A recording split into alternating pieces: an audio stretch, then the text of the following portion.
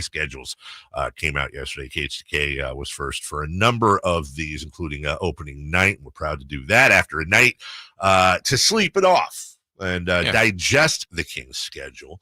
Initial thoughts, radio broadcaster for the team, Jason Ross. I mean, again, we joke, but it is true. It's 41 home, 41 road. But, there's different layouts. I mean, I think there's a couple of curious things as far as home heavy, road heavy at different months, different times. I do think it's a difficult beginning. Yes, it is. And based on what we believe the other teams will be. And that's the important thing, because you can go into a year, let's say 2 years ago, after the Suns had that nice run in the bubble, but I don't know how good the Suns are going to be. Well, then they won 60-plus games and were a 1 seed. So that could have looked at the schedule and you go, oh, that's not so bad. Well, then basically we're beating everybody. So we don't always know how that's going to go. But I think it's so important to get off to just a really competitive start. You hate to be down, 2-7 or something like that and playing catch up all year. So I think the beginning of the schedule, and that's, obviously where things get going, is difficult. And I think the fact that they play the Warriors 3 times in 12 games. Yes. Some could look at it, well, look, the Warriors will probably be better later in the year. Might be true, but they still are the champs. They've been better than the Kings. It's weird that they play Miami twice in the first 7. They'll be done with the Miami Heat after Game 7. Game 7. Completely done with them, which is, you only play them twice, but that's weird. So some quirks throughout the schedule. So you've got at Golden State on the 23rd of October, at Golden State on the 7th of November, and then home Golden State on the 13th of November. That's and then you Sunday. play in Game 81 for the 4th time. So I think that, because I see a lot of people saying, well, hold on a second, man. You opened at home against Portland, the Clippers, the Warriors, the Grizzlies, the Heat, Charlotte, Miami, Orlando. On paper, I think I was looking at it yesterday. On paper, if I had to just guess, like a 3-12, 4-11 start. That's brutal. Yeah. But here's the other thing. And we saw this with Boston last year, and Ime Udoka is a great example. And I'm not saying the Kings are that. Of course they're not. But you had a new coach, started out rough, and the Pelicans was another one. If you have to play the Warriors 4 times a year, I'd rather play. If you told me I had a choice between playing the Warriors 3 times in the first couple of weeks and then once at the end of the year, or once in the first couple of weeks and then 3 times at the end of the year, give me the beginning of the year. That's when you're most likely to get, barring injury, sure, or people, clinching divisions. That's when you're most likely to catch people off guard. Right. Screw it. Let's go. Who cares?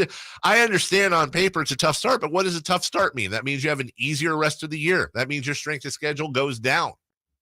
As you say, 41 home, 41 on the road. I think the other part, too, that I always look at is, there's some lengthy homestands in there. And since they've gone to Golden One, they've been terrible at home. Yes. Way below 500. And you can't get like a stretch in December where they have 1, 2, 3, 4, 5, 6 home games. You look at that and you go, all right. Yeah. Well, they would go 2 and 4 on those a lot. Yes, maybe would. 3 and 3. Yes, you need to have like 5 and 1 homestands, 4 and 2 homestands, that kind of thing. And they just have not done that because it obviously it's better and more beneficial to play at home. They haven't taken advantage of that. That's what this group has to do this year.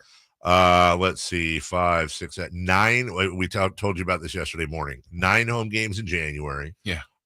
You got 3 home games in February, and remember, there's no games between the 15th and 22nd for the All-Star break, so that's part of that. And then you have another 9 home games in March. Now, there's some back-to-backs in here, no doubt about it. But here's one thing where the Kings really got a break this year.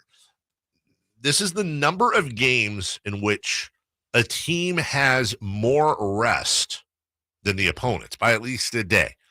In other words, if Sacramento's taking on the Knicks, this would be a situation where the Kings have been rested for 3 days and the Knicks for 2, or the Kings 2 and the Knicks 1. You get my point. Or back-to-back. Kings have the most of they have the number 1 amount of those games in the league. Number 1.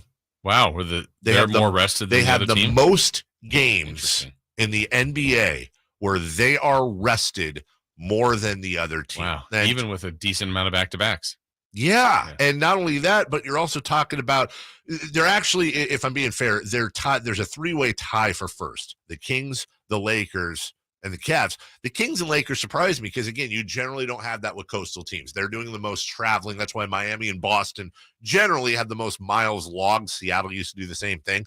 Cleveland is generally up there quite a bit because they're middle of the country type of stuff. And that's why you see Dallas and Utah and Minnesota and Memphis all in kind of that same spot.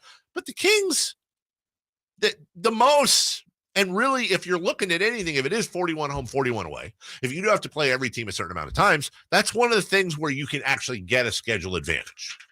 I'm not saying it's a perfect schedule. Yeah. I'm saying I'm not whining about that. I'm fine with the schedule. We'll take